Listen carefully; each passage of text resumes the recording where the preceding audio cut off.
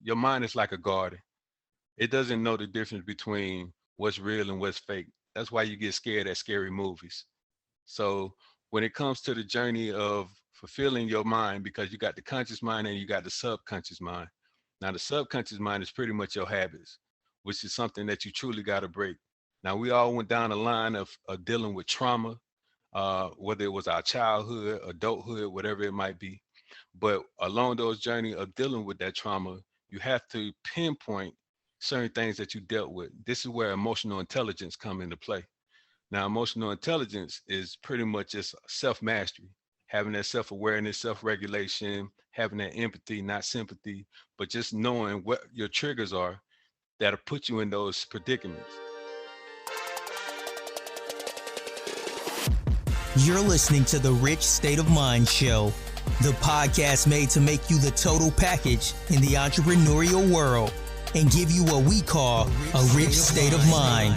If you are here looking to learn about real estate investing, marketing, elevating your business, and developing your mindset to get to the next level, then you are at the right place. Stay tuned and be sure to join our community on richstateofmind.com.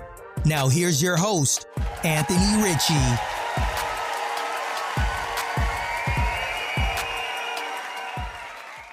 Hey everybody, welcome to another episode of Rich State of Mind where I'm talking to Sylvester Jenkins III. I like this episode. We're switching things up from talking about investing. We're going to talk about mindset. This episode is called GPS because it's a term from Sylvester that I got, which stands for goals, purpose, and strategy. Sylvester, he served our country for 21 years as a first sergeant and then retiring from the Army. He has empowered thousands of people in helping reach their goals, both personally and professionally, because of his motivational speaking. So please listen to this episode. This will kind of help you hone in on the goals that you need to do, what your purpose is, and how you're going to get there by identifying a strategy. Thank you for listening, and please enjoy. Hey, Sylvester, thanks for taking the time this evening. I really appreciate this episode because we're going to be talking about a lot of motivational topics. I haven't talked about motivation and this type of mindset when it comes to motivation since episode 3, actually. So season 1, about a year ago. So I'm looking forward to hearing from your perspective this topic. So if you could please tell us a little bit about yourself and what you do. Okay, thank you. First and foremost, thank you so much for having me. I really appreciate the opportunity to speak with your audience. My name is Sylvester Jenkins III. I'm a Army veteran. I spent 21 years in the military. I'm a author. I self-published 3 books. I'm also a best-selling author in my first book. I'm also a mental health advocate and a adversity and resilience speaker. Awesome.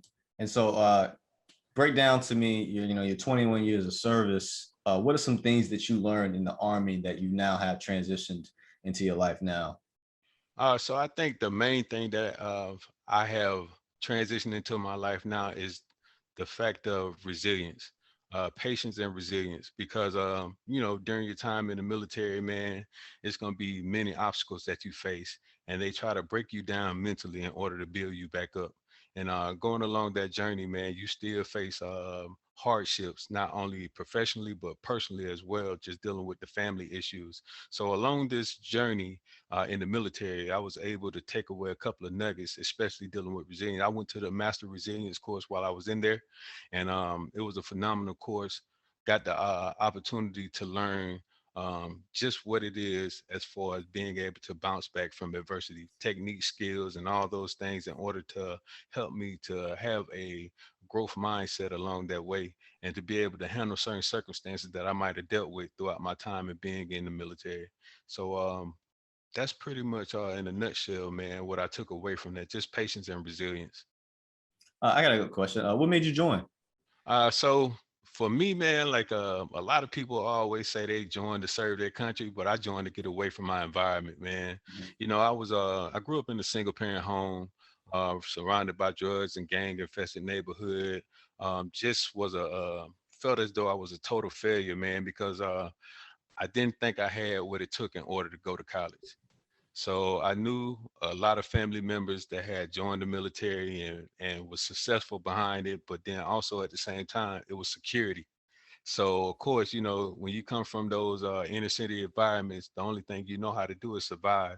And one of the main things I wanted to do is have a source of income that I knew wasn't going nowhere, but then try to find my purpose along the way. So I chose to join the military, man. It just so happened that I fell into the realm of the army because I failed the ASVAB. I scored low on the ASVAB, and the only person that was willing to take me was the army, man. Hey, well, it definitely you had a reason as to why you got picked up, right? And you made the best out of it. You went all the way Absolutely. up to first sergeant, which is no small potatoes. You didn't just fall into that. You Oh no, definitely earned that. So, absolutely. so I wanted to talk about what is your universal blueprint on mental health. That was one of our talking points, and I wanted to dive deep into that. I never heard it explained like that, a universal blueprint. So please tell us about that. Oh, absolutely, man. So during my transition out of the military, man, I was diagnosed with PTSD, anxiety, and depression. Of course, I was on multiple medications, but then I wanted to not depend on those things in order to uh, help me along my journey as far as not only in my family life, but also just myself as well. Mhm. Because the best investment you'll ever make is helping yourself. Yes. So my universal blueprint is that there's only three things you can control in life, and Okay. that's your mindset, your attitude, and the actions you take. So in the process of finding my way or finding myself, I noticed that um, in the process of developing a growth mindset, there's certain things you got to avoid, and you got to set boundaries. You got to prevent yourself from going down these roads that cause you to have these things that you deal with as far as depression. It's like everybody falls, right? Falling is inevitable. It's going to happen somewhere down the line in your life. You're going to deal with certain things, but then you have two choices once that happens, whether to stay down or to get back up. Now I know along my journey throughout the military that I had failed multiple times, uh, and in the process of me falling down, I never found my way as far as getting back up completely. There was always some type of medication. Hey, here go this, or therapy there.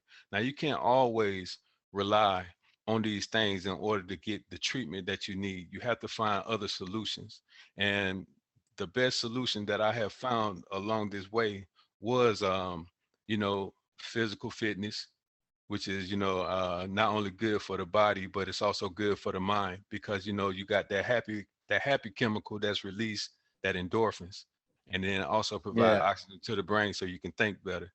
And then also you have just filling your mind with positive things. Now if your mind is like a garden, it doesn't know the difference between what's real and what's fake. That's why you get scared at scary movies. So when it comes to the journey of fulfilling your mind, because you got the conscious mind and you got the subconscious mind. Now the subconscious mind is pretty much your habits, which is something that you truly got to break.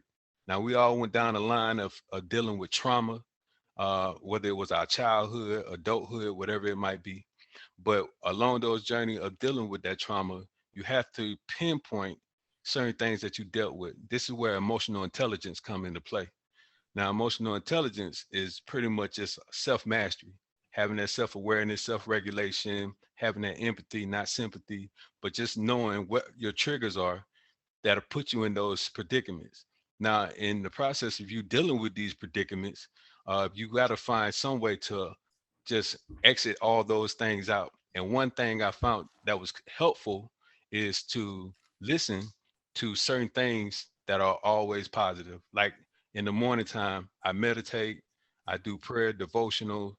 I also, go to the gym and work out. But throughout the day, the music you listen to, the videos you watch, the movies you watch, all play a system in your mind.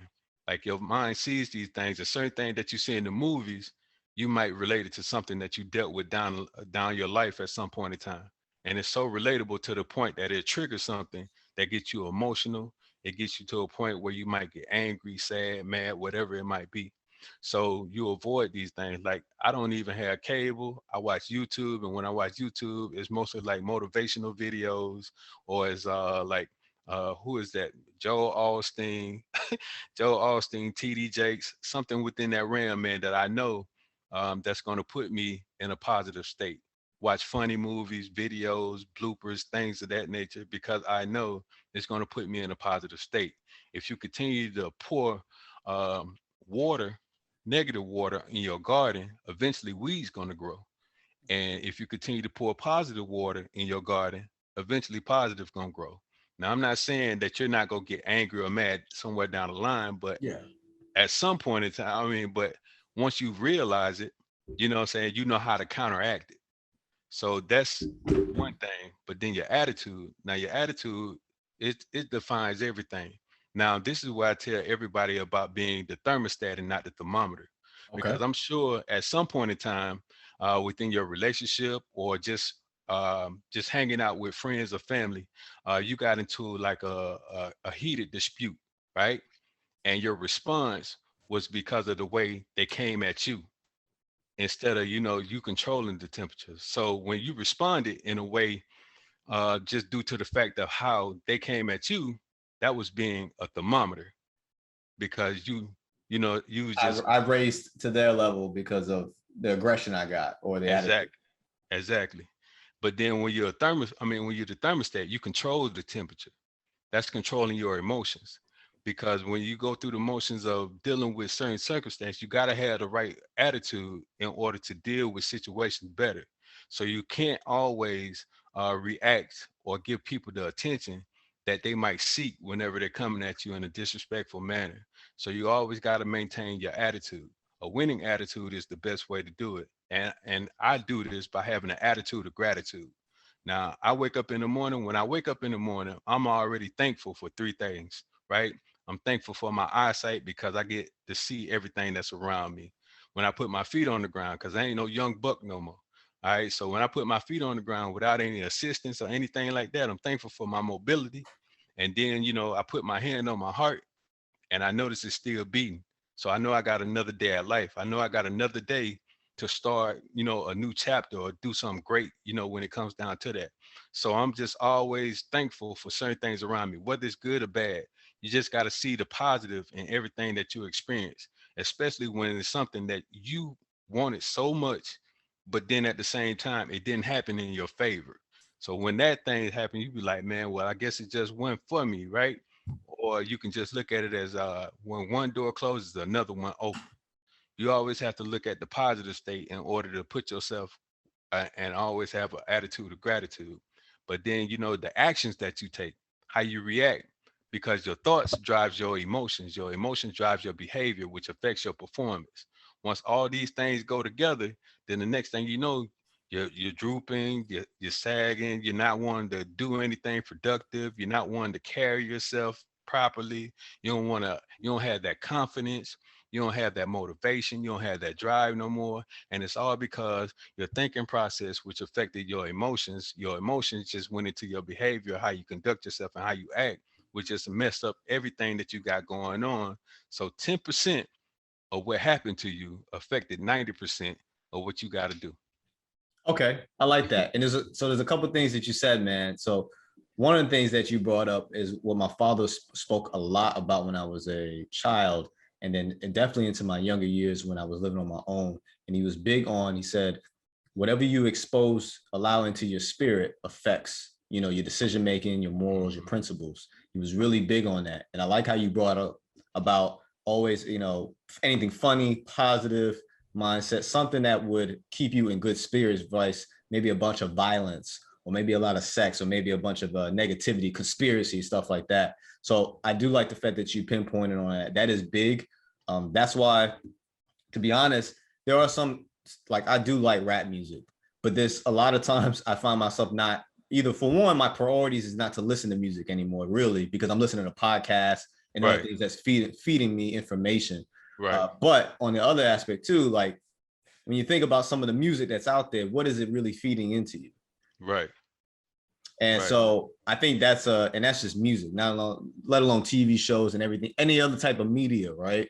right. And so one thing that I've been doing, and it's been taking me months to do because I didn't realize how much, and I say months is because I probably should sit down for a whole day and just do it. But what I've been doing the last several months is I've been unfollowing people on my social media that do Yes. not properly feed what I'm trying to do. And I forgot who I saw this from. They got the idea from, but they were saying that everything that I'm exposing myself to through my feed, I think it was Elijah Best, episode 31, Elijah Best. We were talking about that. Everything that I am fed through on this news feed, and what is it feeding me? So I was like, you know what? I talked to my wife about it, and I looked at the people I was following. And I was like, I need to unfollow. Like, why are they on here? They're not actually. They're making things worse for me. Really distracting me from what I really need to do. Because when I'm supposed to be listening to a podcast or maybe editing or doing something productive, then I get distracted and I'm looking at their stuff on their Instagram, and it did nothing for me in any way. Another thing that you mentioned was you felt like you cannot completely solve all your issues through therapy. And that's why you said you look for things like working out. And so I wanted to ask you, this is just from your perspective, at what point do you feel like you've pretty much met your threshold when it comes to therapy? And then now it is time to start, not necessarily you being on your own, but hey, look, a lot of this action is on you now, because you've gotten all the guidance and advice you could have gotten from a therapist. Right. So I think everybody grows at different levels. Mm-hmm. So what might, once I get to a certain point, it might not be your point. So I think that's all on the individual themselves. For me, it was just it was just when I realized that it got repetitive. And when it became repetitive, like I go in there and it was like, all right, now we started with this. Now we're going into this. Now we're starting back all over from scratch, because it seemed as though we're going through the same things all over again. So when it got to a point where it got repetitive for me, especially after the pandemic, because it wasn't no real physical interaction no more. It was mostly just phone calls. Mm-hmm. So during that time frame, man, it was just like, hey, I'm just calling to check up on you, see how things going. All right, like, what solution do you have for me today? What are some things that you can provide me with in order to help me? And I was like, man, if we're going to continue to go down this path, I can easily go talk to my spouse and get the same results. So they didn't have really no, answer to that. They was just steady going to a book, which I have up in my in my room right now. So Yeah. I was like, I can easily go to the book. You just tell me what page, paragraph, or a chapter, and I can go read it myself and have this same discussion with my spouse and get the same results. So I was like, man, I'm good. I'm gonna just figure out my own way. And so that's when I just went into my own sunken place, man, and just did my own therapy. No, that's pretty awesome, man, because a lot of people, and I do speak to my family about this a lot. I think we sell ourselves short on how much we're able to overcome. And I think this kind of segues us a little bit into your eyesight versus your mind sight. So let's talk a little bit about that. Can you please explain that? What do you mean by that? And I love your analogies, by the way, too, because there was one video, just real quick, it was one video you was talking about the potato, the coffee bean, and Right. the eggshell. So we'll talk a little bit about that. But yeah, eyesight versus mind sight. Yeah, so eyesight versus mindsight is my way of connecting with other individuals who don't have a strong understanding the difference between having a growth mindset and a fixed mindset. So a fixed mindset have a limited belief. Those are the people that feel as though they can't reach a certain level due to the fact they think they have to be born with certain things. Now, we all been given the same capabilities, to be honest with you. We all had the same 24 hours a day in a day. We just choose how we choose to spend it. Like, you Mm-hmm. might do certain things that I might not do. But at the same time, when you have a growth mindset, sky's the limit. You have an empowering belief. You just choose to do things that's just going to enhance you to make you better when it comes along your journey as far as whatever goals that you might have. So I use the terminology eyesight versus mindsight, because your eyesight is just seeing the things right in front of you. When you find yourself falling short, and that's the only thing you focus on because that's the only thing you see, that's eyesight. But then when you have a growth mindset, your mind is inside your brain. So you can't really see your thoughts, but you can imagine them on a constant basis. And when you're imagining these things, whatever you think about tends to become reality. So I said it's seeing the things that you see or perceiving the things that you see, because nobody else, whenever you're shooting for a huge goal or a huge dream, those that have not been there before will not be able to point you in the right direction. Those that have not been there before won't believe in what you're bringing to the table. They be like, I don't believe it. I got to see it in order to believe it. Those are the people that's still seeing from their eyesight. But that mindset, you be like, man, I'm gonna be the number one podcast, in the world. I'm gonna be the number one podcast host in the world. Now, some people be like, yeah, whatever. But what I'm saying, from your view and your mindset, that I'm gonna make it. I'm not gonna give up. I'm gonna do whatever it takes. That's why I give the analogy dealing with Tom Brady. So everybody see Tom Brady for his accomplishments and everything that he do, right? Yeah, your Tom Brady theory. Yeah, the Tom Brady theory, but don't nobody know about his background, or they don't look that deep into his background in order to know what it took in order for him to get to where he is today. Tom Brady always had the mindset of being the greatest quarterback to ever play the game of football, but nobody's seen it. When he got passed over by all 32 teams 5 times, I watched the documentary of the Brady Six, and that's what inspired me to put that into that analogy. So I watched the documentary of the Brady Six, and he said every time he got passed over during those rounds, he just got more and more emotional. He got more and more upset, and he said finally, when the Patriots gave him the opportunity as the last person to ever get picked, when that happened, he said, "I'm not gonna waste this opportunity. I'm gonna do whatever it takes to show them that they should have picked me first." And he never looked back. And look at him now. 7-time Super Bowl champ, 5-time Super Bowl MVP, 3-time NFL MVP, going to the Hall of Fame, future Hall of Famer. And it's all because of his mindset. It's all because of his mindset. He never gave up when it came down to his dreams, his goals, his aspiration, and what he always said in his mind. That was plain and simple behind it. And some people, they fall short and they continue to look through their eyesight instead of thinking about in their mind. So that's my analogy on eyesight versus mindsight. And I do believe that because he could have easily just gave up. Yep. And was he the most athletic? No. Nope. Not by a long shot. There's plenty of people that have been more athletic than him that if they had his mindset, I'd be curious as to where they would have been, career wise. And so that's why I'm really big on, you don't have to be the smartest. You don't have to be, the dumbest. You could be right in the middle somewhere and you could still be extraordinary. I had a RDC, and for those that don't know, the RDC is pretty much who's in charge of your division in boot camp. And he was really big on that. Like, you don't really, to be successful, you don't need to be the best thing out there, in order to be successful. You just gotta stay consistent. If there's a blueprint, follow that blueprint and keep your head down and keep pushing. And then somewhere along the line, figure out how you can make something better. But life's not that. Life, when it comes to success, is not that.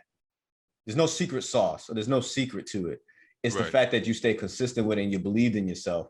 And you will, whatever niche or background you're into, yes, there are some things that you need to know and do your research on, and that's where network and stuff like that come from. But you get to that point because you stay consistent. And I feel like that's what, let's just say there's 90% of the people in this world that are not successful and the 10% that are. I think that is the big difference outside of the people that inherited certain things, right?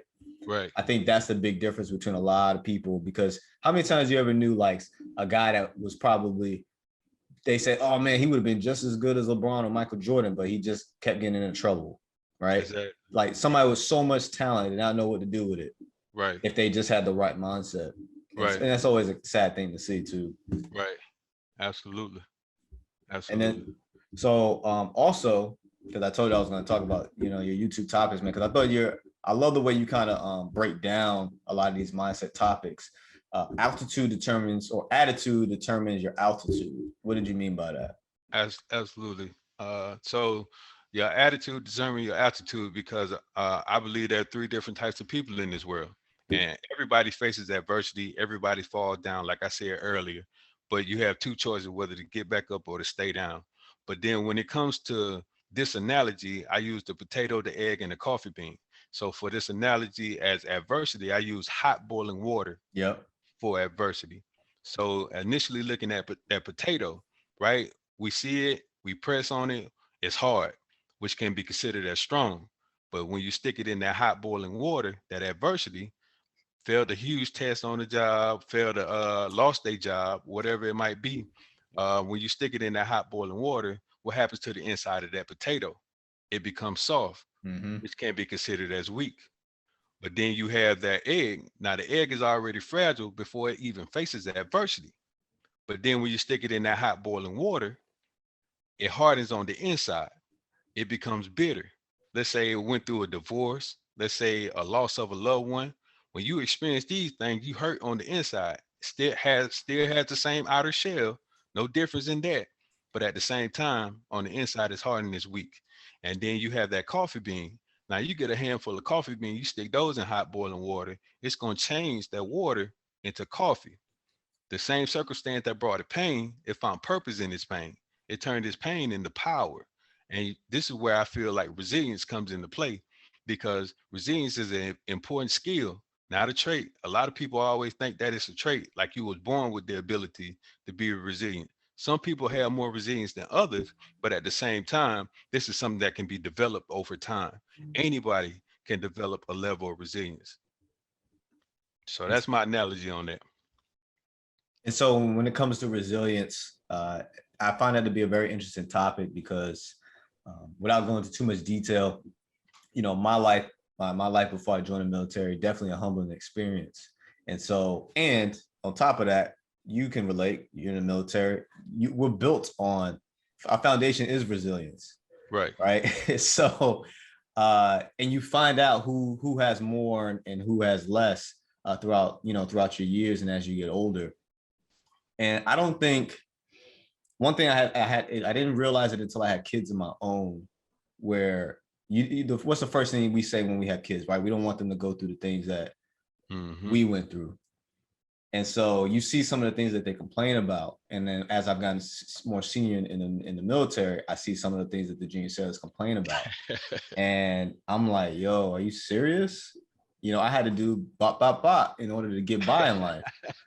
But then that's their level of struggle. That is where, as far as their resilience goes, because as they were coming up in life, period, there wasn't the same issues, or survival instincts or issues as we had growing up. And so I've realized that resiliency is different at certain people's lives. It's not based off of age per se, because it's based off what they went through in their life. That is what kind of levels out what they're going to be resilient to. And then I guess you could say maybe willpower or determination will determine if they're going to get over that particular hump that we're at. Right. So I have something for that I call the 3D effect. Okay. Right? The 3D effect is being three-dimensional by using dedication, determination, and discipline. So you wonder why a lot of these athletes that you see, like LeBron James, Kobe Bryant, Tom Brady, why these guys stand out amongst their peers. And it's because of the 3D effect. They were determined as far as to be the greatest of all time as far as their game or their sport. They were dedicated to figuring out whatever it took in order to be the best at that sport. And then they were disciplined behind it.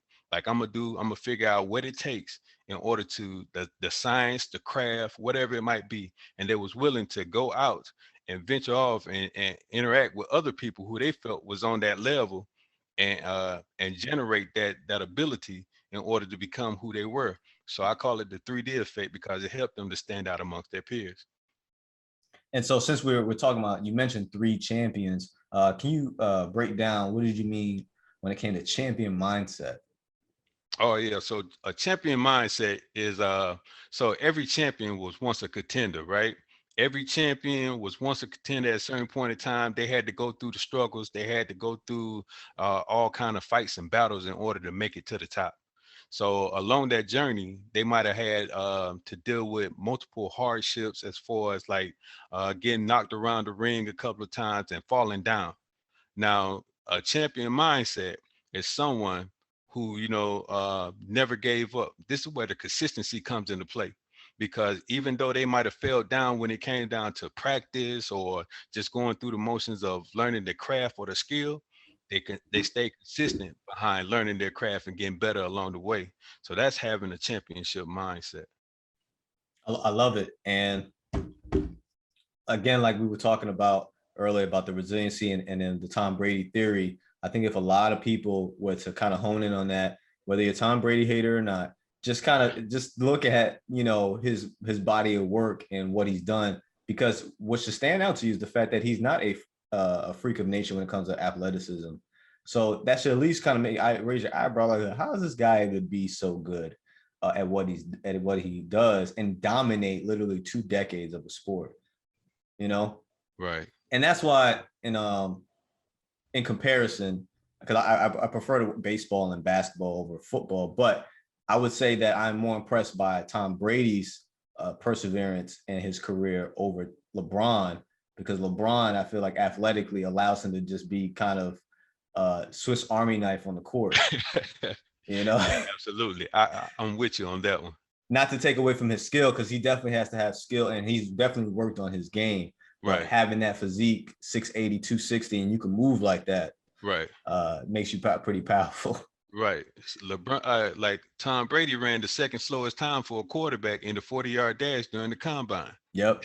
So when you think about that, man, like all these other quarterbacks, 6 other quarterbacks that are no longer in the league were selected before him. 6. So you'd be like, man, I don't have a shot. Yeah. I don't And he have was a the fourth chance. string quarterback. Yeah, exactly. He was the fourth. The Patriots were about to cut him. You know what I'm saying? Best decision they ever made, man. Yeah. Well, For real. and so I wanted to talk about you mentioned turning stress into success. Absolutely. And so I want to know, is that something from a personal level that you've experienced? If so, if you don't mind going into that, and just also what your philosophy is on that as well. Yes. So I help people to turn their stress into success and turn their obstacles into opportunities. And along their journey, everybody, like I said before, has a story. But at the same time, whatever you've been through in your life can help somebody else succeed in life. So a lot of times, what worked for you, what worked on you can work for you. So a lot of times when we deal with certain stressors and certain things that we go through in life, we're able to prevail over that. And in the process of prevailing, we're able to help others deal with that. So I know I dealt with a divorce. So I know how hard it can be on somebody. So for me to be able to help somebody else go through the struggles, like I don't want to say go through, I want to say grow through Okay. the Okay. I struggles, like that. grow through the struggles and help them to make it to the top when it comes to dealing with a divorce. I know what it took. I know what I dealt with. I know what I experienced. So I'm able to provide those skills so they won't be as stressed in order to turn that into success. And then when it comes to the obstacles and the opportunities. So a lot of times I dealt with many doors being shut in my face. I dealt with, not being able to do a lot of things in the military, and I had to make my way. And when I made my way, if I seen somebody going through the same struggles, I was able to say, hey, work on this right here. And I bet you it'll help you out along this journey in order to create more opportunities in order for you to get better at your craft and who you are and what you're trying to do. So those are ways that I've been able to do that. Now I'm telling you, man, like we would have to do a series on the amount of adversity that I have faced and overcome throughout my life, man. I'll be 42 this Saturday. Oh, And happy along birthday. that journey, I have dealt with divorce, loss of a loved one, combat. I have also dealt with financial hardship, suicide ideations, multiple things that I have dealt with, man. I got Article 15s while I was in the military. So I know what it takes to overcome adversity. I know what it takes in order to turn your stress into success because those weigh boulders on your shoulders. And when it comes to just being able to continue to grow through those things, man, and see your way and know that you're better than where you are and want to try to climb out that hole instead of staying in it, I'm the person to help you get through it. And so, how do you feel like your adversities and your success affected you as a leader? So I think my adversities helped me to become a better leader. It helped me to have more empathy when it came down to soldiers that went down that path because a lot of soldiers they probably got into a dispute at home with their spouse prior to coming in for PT or whatnot, and they're just unmotivated. Mm-hmm. All right, hey, let me talk to you on the side real quick. Instead of just going knife hand, just saying blah blah blah blah, get in the front, lean and rest. I was like, hey man, come here, let me talk to you real quick. Hey, you cool? Everything all right? Cause they're human just like you are. They're not a machine. They're not, an animal or anything like that. So they deal with certain circumstances. So you can't always sit here and be Superman. Sometimes even Superman had to be Clark Kent at times. So you just can't sit here and just go to anybody or feel as though you could just approach them any kind of way. So I feel as though that there are several things that a leader should have, right? And I think that's influence, that's servant leadership, self leadership, motivation, effective communication, goals, and emotional intelligence. I feel, Yeah. Sorry, go ahead, because I wanted to talk about servant leadership, but go ahead. oh, okay. Yeah. So I feel all leaders should have these several qualities if they're considering themselves to be a leader, because there's a huge difference between a manager and a leader, a huge difference. A manager is just competent behind what they do. They know the ins and out when it comes to their job, but they don't know what it takes in order to be a true leader. And those are several qualities I feel that all leaders should have. And so I like the fact that you brought about, and then the analogy or comparison I've always heard is boss and leader. Right, I don't know if you've seen some of the memes where like they have this group of workers pulling this boulder, right, and then the boss is like in the back saying keep going, and then the right, leader's in the front with them right, pulling that boulder up right, there. Especially as the military has definitely changed in how the millennials want everything to be more linear, want everything, they want to feel like they're part of the bigger picture, and they definitely want their leadership to feel like their leadership's in the trenches with them. I think that style is definitely creating a lot of success, not mm-hmm, only for the leaders, but also for the junior guys. And this is not just military, this is across the board in any workspace where there's some type of hierarchy. But also too, you talked about servant leadership. That's not talked about a lot. What are your thoughts on that? uh, that's simple, man. It's not about you. It's not about you. As a leader, your sole purpose is to turn followers into leaders. That's your sole purpose. Is not about you. So a lot of times as leaders, and I'm guilty of it too, been down that path multiple times along my growth as far as becoming a leader. Because at one point in time, I considered myself to be a follower that transitioned into a manager that then realized the obligation that had been bestowed upon me and became a leader. So it's not about you. In order to make your any journey as far as you being in a leadership position successful, you have to think about the team first. You have to think about them in every aspect. When you serving them, they'll serve you back. They'll go through hell or high water. They'll run through a brick wall, all because they know that you care. I tell all my leaders that you got to think about the first four letters in leadership, and that's the LEAD. And I said that's leadership. I mean, that's listen, Okay. that's emotional intelligence, attitude, and demonstrate. Because a leader knows the way, goes the way, and shows the way. And then I also tell them about love. A soldier won't share love. And I'm not talking about just, the regular definition of love. I'm talking about the acronym. They want your leadership. They want you to take ownership of when it comes down to you failing as well, because they want to see that you're vulnerable whenever it comes to the things that you do. They want to know that they're valued. And then you also got to have that education behind it. So you just can't go through and correct the soldier and not know what you're talking about, what regulation it comes from, or whatever it might be. Now, if you come to me talking about my shoestrings untied and can't tell me what a regulation is, man, we got some problems. If you No, yeah, tell you're me, right. yeah, if you sit here and you don't listen to the things that I bring up that I'm going through or dealing with as my leader, I know you don't care about me. You just worried about getting the job done. I always told my leaders that there's two different types of ball. You have a rubber ball and you have a glass ball. All right, the rubber ball is the mission. The glass ball is them soldiers. If you drop that glass ball, you can't get it back. But that rubber ball, guess what? There could be multiple missions that come around after you drop one.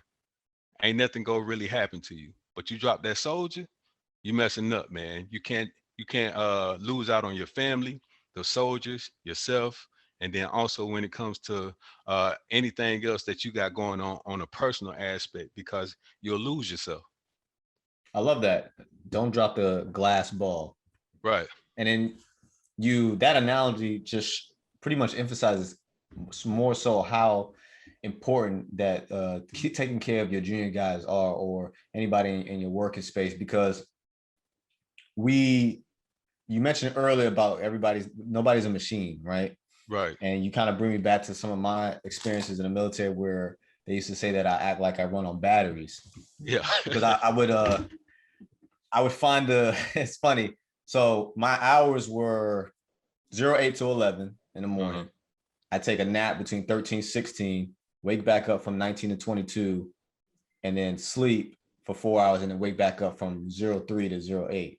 And so that's how I was able to kind of monitor, because we on the ship, on the carrier, everything's 24 hours. Nobody's ever sleeping.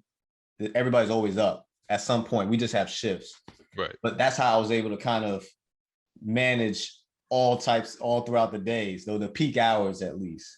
Right. And it took me having to kind of take a step back and look at how do my guys think I value them, because it's not the concept of they work for me. I'm there for them, Right. because I got where I got, but I need to be able to make sure I can take care of them and not look like this distant robot, that's calculating robot in the corner that just only deals with discipline and regulations, versus having a heart, having compassion. And when you are actually going through some things, you feeling comfortable to talk to me about it, because there was a few times where I wouldn't hear about something devastating happen until way after the fact. And I'm like, when did this happen? I'm like, oh, it happened like weeks ago. Right. So they would only share it with one of the other guys. And so it kind of made me feel the way I'll talk to my wife about, like, yo, like, I feel like I thought I was doing the right thing, or what I'm seeing on paper, right? On paper, we're effective. But my guys, let's just say my guys mentally, right? It could be better. And you're right. If you do it right, a sailor will feel like, or a soldier will feel like they'll run through a brick wall for you. Right. Or versus, hey, I'm going to do it because I don't want to get in trouble. Right. It's a whole lot different effort. And when somebody actually doesn't want to disappoint you, you'd be surprised at how creative they get with whatever task they're given. Yeah. And it makes everything a lot more efficient. I love it, actually. Absolutely. I'm 100% in agreement with you on that, man. Like, you really don't have to really focus on the task once it's been delegated down, because they're gonna go above and beyond to make sure it gets done. And a lot of times, I always say check, recheck again. And but in the process, what I'm saying, like, hey, you gotta trust but verify. And along the way, when you give them that opportunity where you empower them to go and do whatever it is what you told them to do, but then you also want to verify. Now in the process, you can always be like, hey, what I'm saying, like, you did this all by yourself? Roger, son, I did this all by myself. Well, hey, great job. He probably don't know that you checking on him, but at the same time, you just complimented on him and gave him a little boost of encouragement. You know what I'm saying? So and so I wanted to, you're an author, right? And so I wanted to make sure that we pinpoint on your books. Okay, absolutely. And so one that stood out to me, and it looks like this is your most recent one, was Winning the Battle from Within. And right. I really want to make sure I pinpoint on these because, first of all, it's awesome that you're self-published. I look to try to do the same. And so let's dive deep and let's dive into the Winning the Battle Within. Just talk a little bit about that. What made you want to write that book? What we were speaking about earlier, just dealing with mental health, just dealing in that aspects of not always having to seek therapy in order to help yourself along that journey. I know that I wasn't the only person dealing with those things. And also in the aspects of me titling the book, that it was just the fact that the biggest enemy that we'll ever face in life is our enemy, our mind.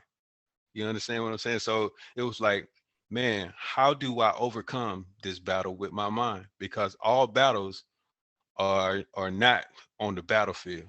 Majority of the battles that we face are in our minds. But then at the same time, all wounds that we have are not visible. A lot of wounds that we have are internal. Okay.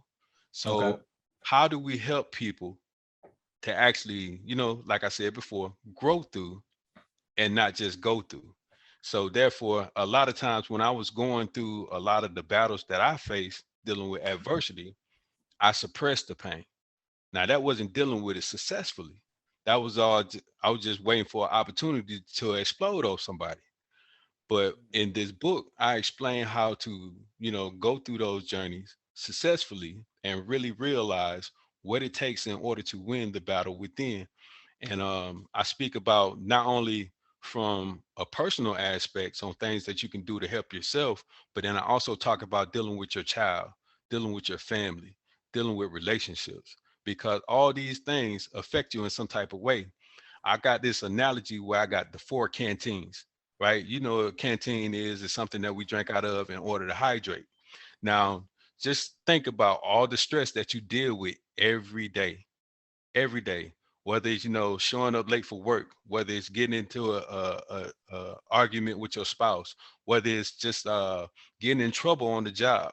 All these things add up. And not only that, but you also still haven't got over the childhood trauma that you dealt with, or the things that you experienced earlier throughout your life. So I call these the four canteens because you got to have a mental canteen, a physical canteen, a social canteen, and a spiritual canteen. Now, when you have all these canteens filled up, you can easily hydrate off of those canteens in order to make sure that you relieve yourself of all the stress that you deal with. You won't be dehydrated. You understand what I'm saying? I love Because that. yeah, because once you deal with all these stressors, you're dehydrated. You're on the verge of really, ending it all or taking your own life or whatever it might be, because they all add up, over time. But then when you drink these canteens, you're hydrating yourself. You're hydrating yourself to a point, like on the mental aspect, feeding yourself with positive things. On the physical aspect, exercising. On the spiritual aspect, daily devotional and prayer, meditation, whatever that might be. And then on the social aspect, call a loved one. Reach out to your mom, your dad, sister, Hmm. brother, whoever it might be. Hey, man, I got this going on. It's good to hear your voice. You might laugh, joke about things that y'all experienced growing up. It's a sense of relief. If you got a good friend, a spouse, whatever it might be, that's social. So those four canteens will relieve you a lot of things that you deal with and hydrate you along your journey. Now, I love how you broke that down. And then the other two books that you've written was A Quick Cure to Successful Leadership. And we spoke a little bit about that. And then I Right, like this title, The Compass, right. Leadership, Leaders Navigate Change. So that's a very interesting title. Like the cover on it too, man. Thank you. You're starting to build quite a catalog, interesting catalog that I definitely want to look into. And there's short reads too. So it's nothing that's going to intimidate anybody like, oh man, 300 pages, Exactly. 70 pages, 48 pages. So something that is got great, rich content and I can Right. absorb it probably in a day or two. Exactly. Exactly. Something that I have people that have read my book on numerous occasions, multiple times, and not had they can start from any chapter of the book and gain something from it every time, something different every time. I have people that have said, man, you just hit me with the meat and potatoes. I ain't have to worry about getting to the end of the book after 200 and something pages. It was like, I loved it. It was just something quick, fast, and efficient. It brought value to me. I understood everything that you brought up. And then it was relatable because I was speaking about not only my life, but then also giving like other things that was going on in the world today, which made it easy for people to just take it and run with it, which I've been blessed to have this opportunity. And in my book, The Compass, Leaders Navigate Change, it's like I said earlier, there's a big difference between managers and leaders. And I think a lot of people don't know the difference between the two. And I also think a lot of inspiring leaders, people that want to enhance their leadership skills, this is the perfect guide for them because it speaks about having a growth mindset. It speaks about effective communication, how to build a high performance team.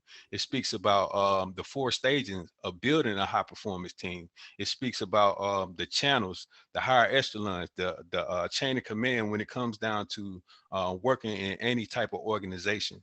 Like who's like where do you fit in?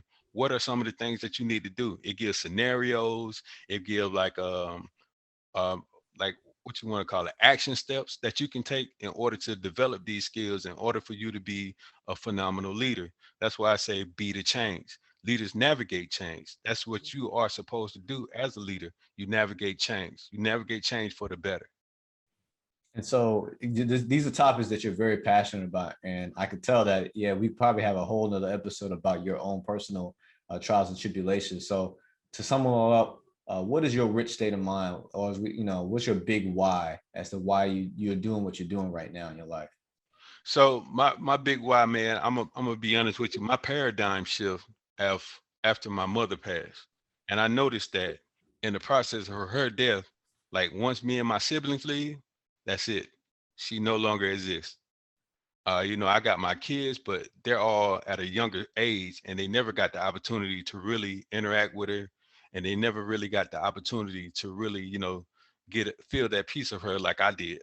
So my paradigm shift to the point where I wanted to create generational wealth for my kids. So if you notice, I'm on my third book. So I'm getting ready to write a fourth one for my other child. So I got 4 kids.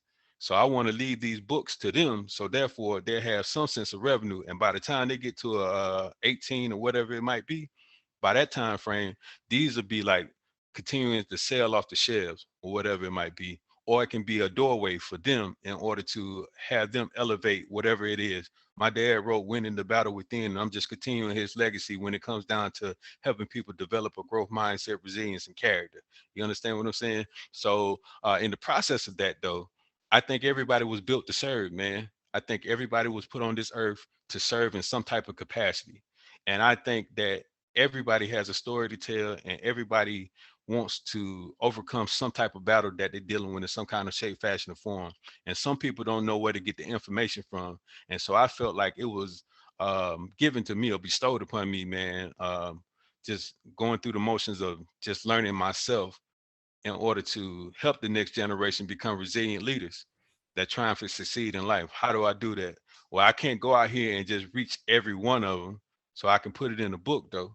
And if I do get the opportunity to speak in front of them, I provide that information as well.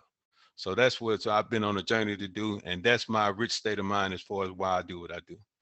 And I love the fact that you're writing each book per kid, and then that's going to be some passive income for them, Right. when they, become 18 plus.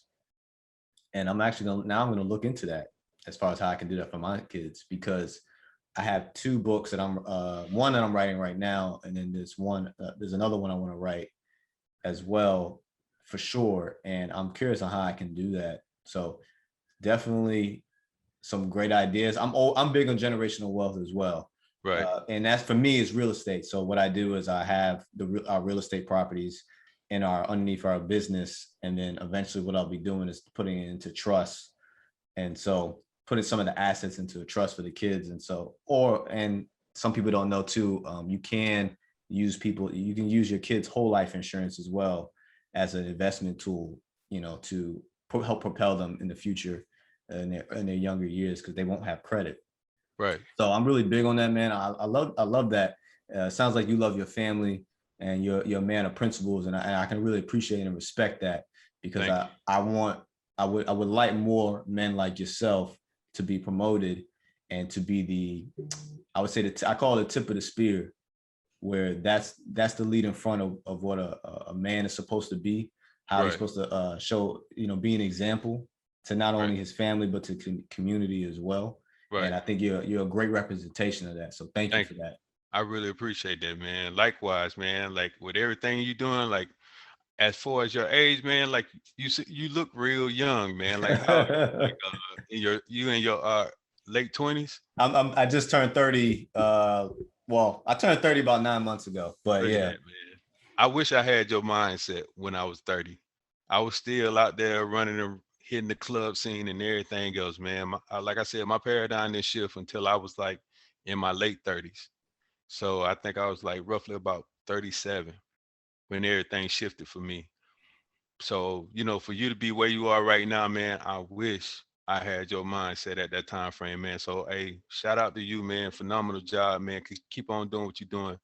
You're a great role model, man, especially for the next generation, man. So I don't know if you ever thought about like, you know, creating a course for like younger kids, man, especially like that's looking to get into real estate, to show them something else outside of just you got to be an athlete in order to, create generational wealth or to be a millionaire or anything like that, man. That'll be something that I think would be great for them to see, especially coming from somebody of your stature and your age, man. I think it'd be phenomenal.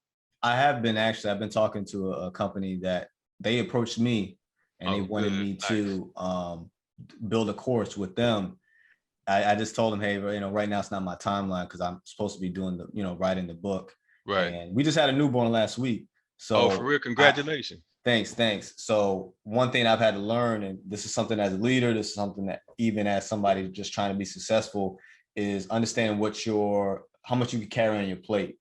And so we want to be successful, and there's so many things that we want to do, so many ideas that we want Right. to accomplish, but we can't do them all at once because Right. other things will fall to the wayside. Right. And so something that I did with my wife, she's like, Anthony, what are we doing? What are we doing here? Because you're talking about buying commercial properties, you're trying to do a renovation right now, you're doing a book, podcast, bomb. I was like, all right, throughout this whole year, these 2 months, this is what we're going to focus on, this and this.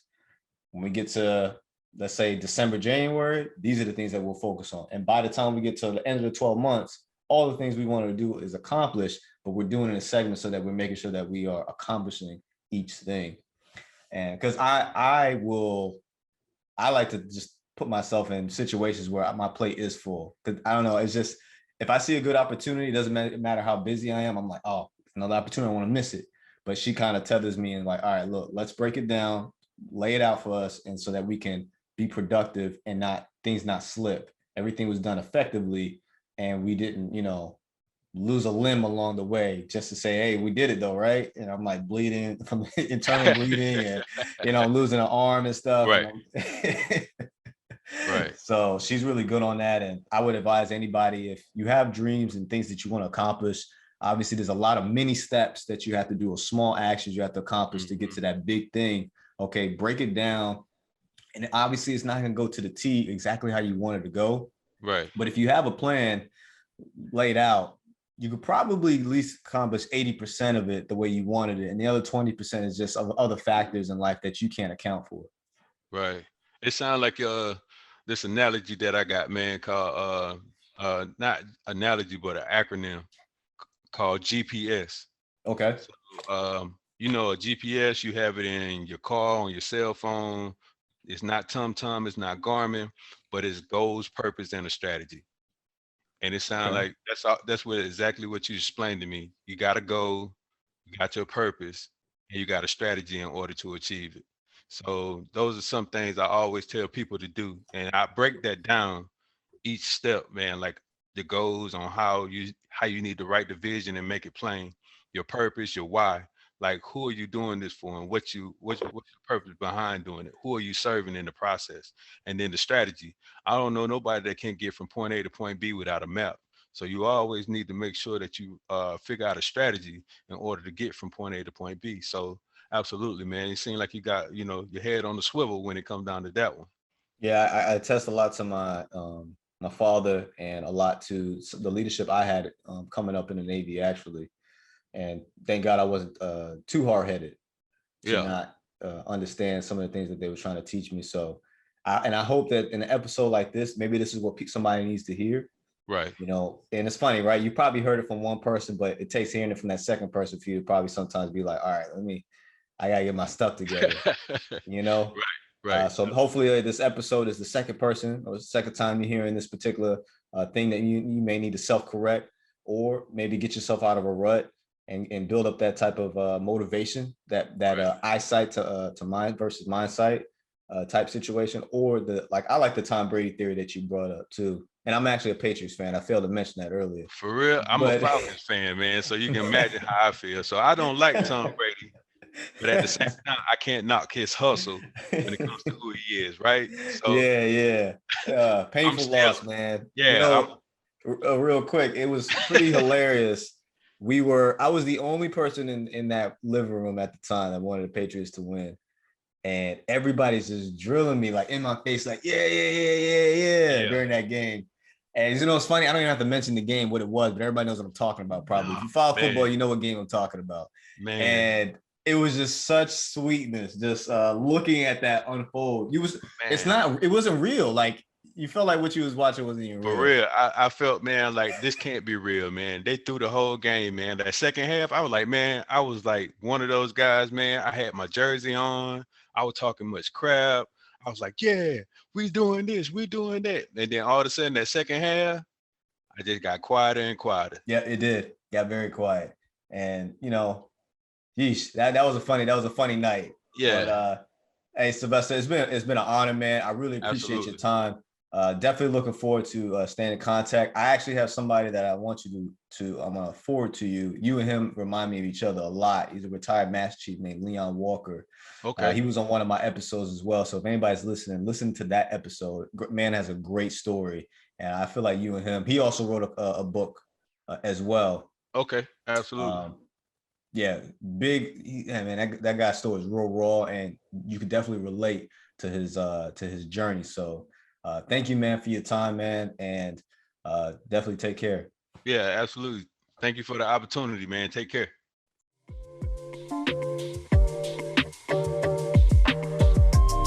Thank you for sticking with us from the start of the episode. Please share our show with friends and family, visit our YouTube channel, and view more of our content on richstateofmind.com. See you next week on the Rich State of Mind Show.